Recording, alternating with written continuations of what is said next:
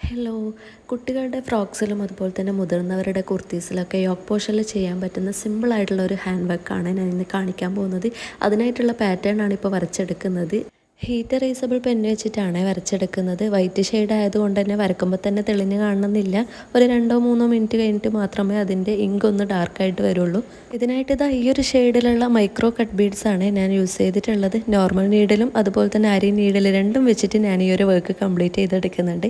അപ്പോൾ ഇതാദ്യം തന്നെ normal needle വെച്ചിട്ടാണ് പരീക്ഷിക്കുന്നത്. ബിഗിനേഴ്സിനൊക്കെ നോർമൽ നീഡിലാണ് ഒന്നുകൂടെ എളുപ്പം എന്ന് കരുതിയിട്ടാണ് അത് യൂസ് ചെയ്തിട്ടുള്ളത്. അപ്പോൾ ഇതാ നോർമൽ നീഡിൽ വെച്ചിട്ട് ഈ ഒരു രീതിക്കാണ് ചെയ്തെടുക്കുന്നത്. വളരെ സിമ്പിളാണ്. ബിഗിനേഴ്സിനൊക്കെ ഈ ഒരു രീതിയിൽ ചെയ്തെടുക്കുകയാണെങ്കിൽ എളുപ്പം ചെയ്തെടുക്കാൻ വേണ്ടിയിട്ട് പറ്റും. ആരി നീഡിൽ യൂസ് ചെയ്യാൻ അറിയുന്നവർക്ക് അത് വെച്ച് ചെയ്യുന്നതായിരിക്കും ഒന്നുകൂടെ ബെറ്റർ. അതാകുമ്പോൾ നമുക്ക് നല്ല സ്പീഡപ്പായിട്ട് ചെയ്യാനും അതുപോലെ തന്നെ നല്ല ഫിനിഷിങ്ങോടെ ചെയ്ത് കംപ്ലീറ്റ് ചെയ്യാനും പറ്റും കേട്ടോ. നോർമൽ നീഡിൽ വെച്ച് ചെയ്യുന്നത് ഫിനിഷിങ് ഇല്ല എന്നല്ല, ബിഗിനേഴ്സിനെന്നും നോർമൽ നീഡിൽ വെച്ച് ചെയ്യുന്നതാണ് നല്ലത്. പക്ഷേ ആരി നീഡിൽ വെച്ച് പ്രാക്ടീസ് ചെയ്യുന്നവരാണെങ്കിൽ അതൊന്നുകൂടെ സ്പീഡപ്പായിട്ട് ചെയ്യുവാണെങ്കിൽ, നമുക്കിപ്പം ഹെവി വർക്കൊക്കെ കിട്ടുവാണെങ്കിൽ ആരി നീഡിൽ വെച്ച് ചെയ്യുമ്പോൾ അതൊന്നുകൂടെ സ്പീഡായിട്ട് നമുക്ക് വർക്ക് ചെയ്ത് കംപ്ലീറ്റ് ചെയ്യാൻ വേണ്ടിയിട്ട് പറ്റും. അപ്പോൾ ഇത് ആ ഒരു വർക്ക് ഇവിടെ കംപ്ലീറ്റ് ആയിട്ട് അതിൻ്റെ ഔട്ട്ലൈനൊക്കെ സ്റ്റിച്ച് ചെയ്ത് എടുത്തിട്ടുണ്ട്. ഇനി അതിൻ്റെ സെൻട്രൽ പോർഷൻ കൂടെ കവർ ചെയ്തെടുക്കണം. അതിനായിട്ട് വേറെ കളർ ബീഡാണ് യൂസ് ചെയ്തിട്ടുള്ളത്. അത് വെച്ചിട്ട് അതിൻ്റെ സെൻട്രൽ ഭാഗം കൂടെ ഒന്ന് കംപ്ലീറ്റ് ചെയ്തെടുക്കുക. അപ്പോൾ നമ്മുടെ വർക്ക് ഇവിടെ ഫിനിഷ് ആയിട്ടുണ്ട്.